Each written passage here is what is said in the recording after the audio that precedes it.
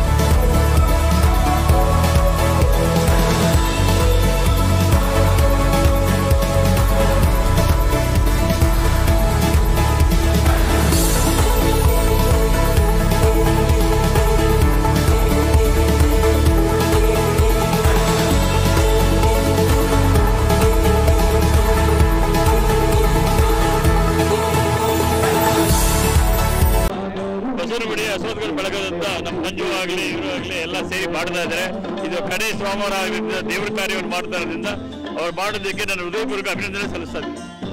ಎಂದಿನಂತೆ ಪ್ರತಿ ವರ್ಷದಂತೆ ಈ ಸಲ ಸಹ ಅಶ್ವತ್ಥಕಟ್ಟೆ ಗೆಳೆಯರ ಬಳಗ ಹನುಮಂತನಗರ ಇವರು ವಿಜೃಂಭಣೆಯಿಂದ ಗಣೇಶೋತ್ಸವ ಮತ್ತು ಕರ್ನಾಟಕ ರಾಜ್ಯೋತ್ಸವವನ್ನು ಆಚರಿಸ್ತಾ ಇದ್ದಾರೆ.